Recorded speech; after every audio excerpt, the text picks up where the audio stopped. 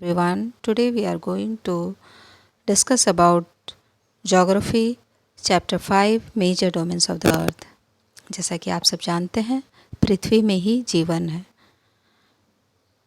पृथ्वी ही एक ऐसा प्लानट है जहाँ पर समतल भूमि पाई जाती है, पानी, हवा, हर तरह की चीज़ें पाई जाती हैं जो कि जीवन के लिए ज़रूरत है।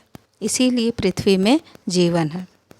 The earth is the only planet which has life because the life sustaining elements of land, water and air are present on the earth. Now we will discuss about lithosphere, atmosphere, hydrosphere and biosphere. Lithosphere earth crust को ही बोलते हैं जो कि solid portion अर्थ का है जिसमें हम रहते हैं, और एटमॉस्फेयर गैसियस लेयर है जो कि अर्थ को चारों ओर से घेरा हुआ है। हाइड्रोस्फेयर सारे वाटर बॉडीज़ मिला के हाइड्रोस्फेयर फॉर्म करते हैं। So, the solid portion of the earth on which we live is called lithosphere. The gaseous layers that surround the earth is atmosphere, where oxygen, nitrogen, carbon dioxide, other gases are found. Water covers a very big area of the earth's surface and this is called hydrosphere.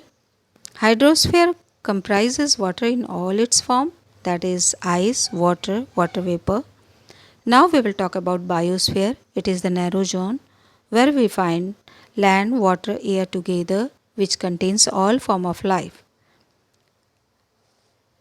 Lithosphere के बारे में हम जानेंगे। ये earth crust को ही बोला जाता है और it comprises the rocks of the earth's crust and the thin layers of soil that contains nutrients elements which sustain organisms. There are two main divisions of earth's surface.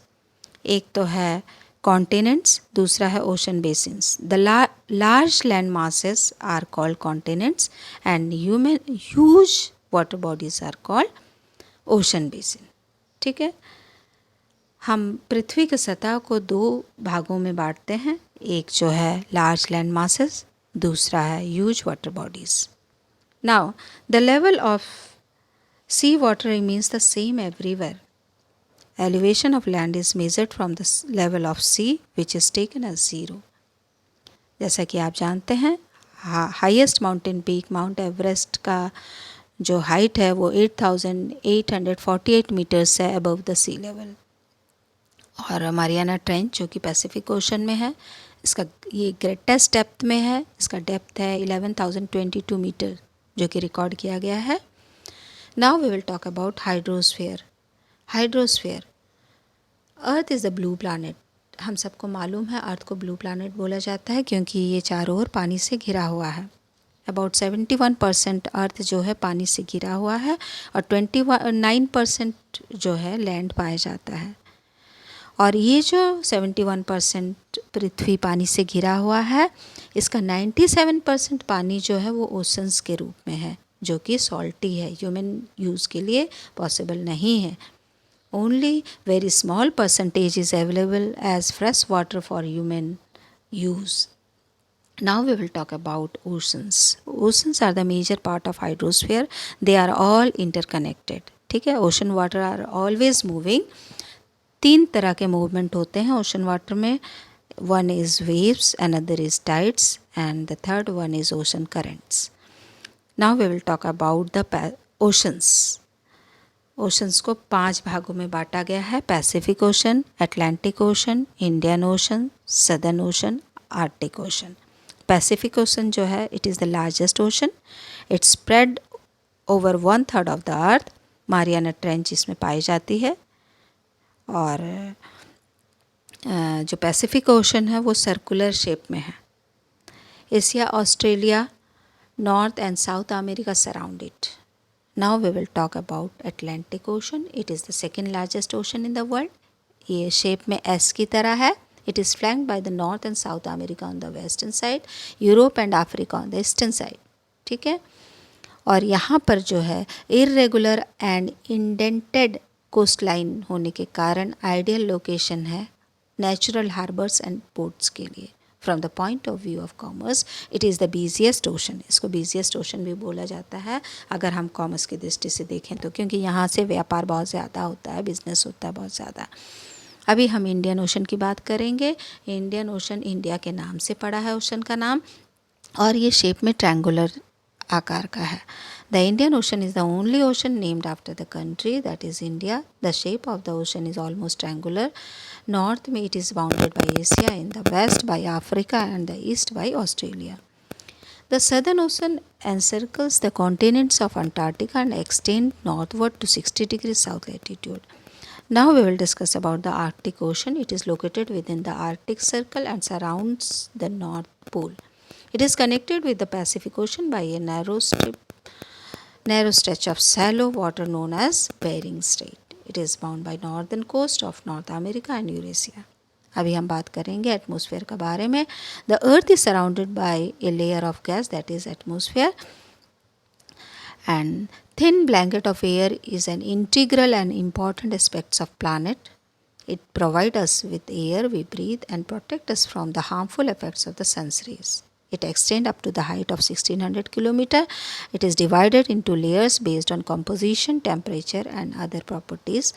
There are 5 layers: troposphere, stratosphere, mesosphere, thermosphere and exosphere. Atmosphere जो है it is compose mainly of nitrogen and oxygen which make up 99% of the clean dry air. Nitrogen 78% है, oxygen 21% है. Other gases जो हैं like carbon dioxide, argon, other comprises 1% by volume.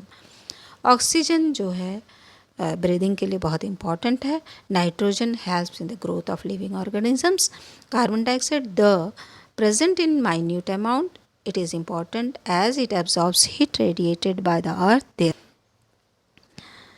The density of the atmosphere varies with height.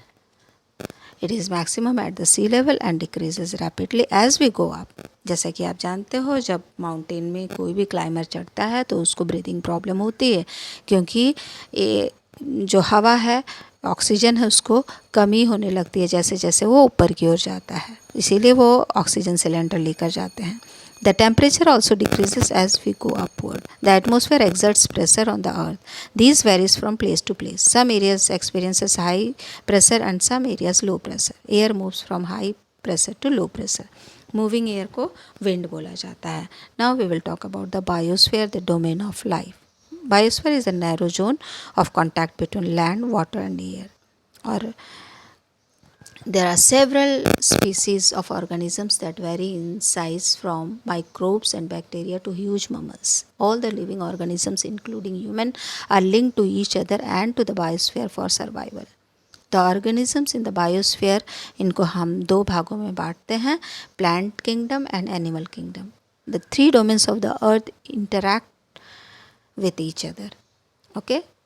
And इसी तरह वो एक दूसरे को प्रभावित भी करते हैं. जैसे हम अगर फॉरेस्ट को काटेंगे अपने नीड को फुलफ़िल करने के लिए, वुड के लिए, या क्लीन करेंगे लैंड को एग्रीकल्चर पर्पस के लिए, तो हमको सॉइल इरोजन देखने को मिलेगा. सिमिलरली जो नेचुरल कैलेमिटीज़ होती हैं जैसे अर्थक्वेक है, साइक्लोन है, सुनामी है, ये सब जो होता है अर्थ सरफेस को चेंजेस लाते हैं इसमें. ये जैसा कि आप जानते हैं, अगर हम कुछ साल पीछे जाएंगे तो अंडमान निकोबार आइलैंड में सुनामी आया था और यहाँ आने की वजह से कुछ हिस्सा यहाँ का सबमर्ज हो गया वाटर के अंदर. हम जो वेस्ट मटेरियल डालते हैं पानी के अंदर, तो ये जो होता है ह्यूमन यूज़ के लिए अनसुइटेबल होता है. It also damages other form of life. ठीक है. Increase in the amount of CO2 leads to increase in global temperature. This is term as global warming. A need to limit the use of resource of the earth to maintain the balance of nature between the domains of the lithosphere, the atmosphere and the hydrosphere. अब क्या है, बहुत ज़रूरत है कि हम जो resources use करते हैं अर्थ का उसमें एक लिमिट लगाएं, क्योंकि कुछ रिसोर्सेज रिन्यूएबल हैं, कुछ नॉन रिन्यूएबल हैं. जब ख़त्म हो जाएंगे उनको हम वापस से फिर पा नहीं सकते, इसलिए हमको उनको बहुत सोच समझ के खर्च करना है. Okay, thank you.